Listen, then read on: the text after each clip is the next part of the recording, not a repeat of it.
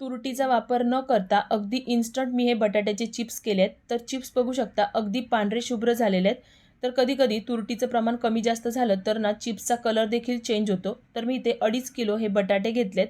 तर बटाटे असे थोडे मोठ्या साईजचे पाहिजे. सर्वात आधी याचे साल काढून घ्यायचे. नंतर साल काढून लगेचच हे बटाटे आपल्याला पाण्यात ठेवायचे म्हणजे ते काळे पडणार नाही.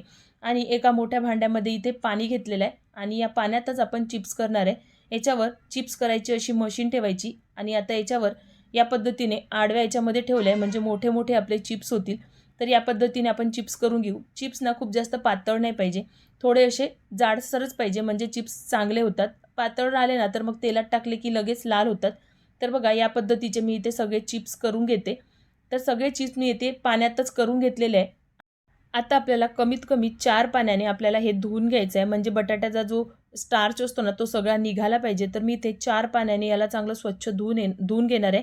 जोपर्यंत याच्यावरती पाणी स्वच्छ येत नाही ना तोपर्यंत इथे धुवून घेतलेले आहेत. तर आता बघू शकता अजिबात याच्यात स्टार्च नाही आहे. मी इथे 4 पाण्याने हे बटाटे चे चिप्स आहेत ना ते धुवून घेतले. आता आपल्याला कमीत कमी अर्धा तास तरी हे पाण्यातच ठेवायचे आहे. पाण्यात ठेवल्यामुळे जे चिप्स आहेत ना ते थोडे कडक होतात. तर आपल्याला तसेच पाहिजे. तर दुसरीकडे मी इथे पाणी गरम करून घेतलं आहे. पाण्यामध्ये मीठ घालायचं आहे. तर मी इथे 2 चमचे मीठ घातलेले आहे.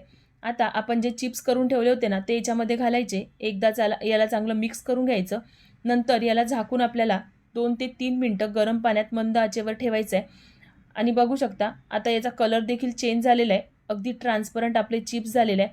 याला तुम्ही दाबून बघू शकता म्हणजे खूप जास्त तुकडा नाही होत आहे. हलकासा दबतो आहे. तर आपल्याला तसेच तयार करून घ्यायचे. आता आपले हे चिप्स तयार आहे. आपण एका वेगळ्या चाळणीमध्ये काढून घ्यायचे. चाळणीमध्येच काढायचे म्हणजे त्याची वाफ आहे ना तर निघाली पाहिजे. तर मी एका चाळणीमध्ये हे सगळे चिप्स काढून घेते. तर ही पहिली बॅच झाल्यानंतर थोडंसं मीठ परत टाकायचं आहे कारण बटाटा असतो ना तो मीठ शोषून घेतो. दुसऱ्या बॅचसाठी मी परत थोडंसं मीठ घालून घेतलं आणि दुसऱ्यांदाच सुद्धा असेच आपण जे चिप्स आहेत ते शिजवून घेतले आणि या पद्धतीने चाळणीत काढून घ्यायचे.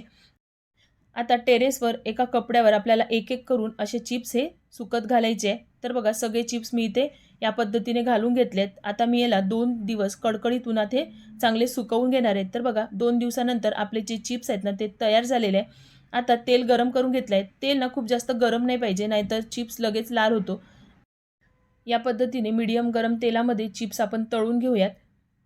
तर तुम्ही माझी रेसिपी कुठल्या सिटीतून बघताय ते मला कमेंट बॉक्समध्ये नक्कीच सांगा आणि ही रेसिपी कशी वाटली ते सुद्धा कमेंट बॉक्समध्ये नक्कीच सांगा. आणि थोडी जरी आवडली असेल ना तर व्हिडिओला लाईक नक्कीच करा.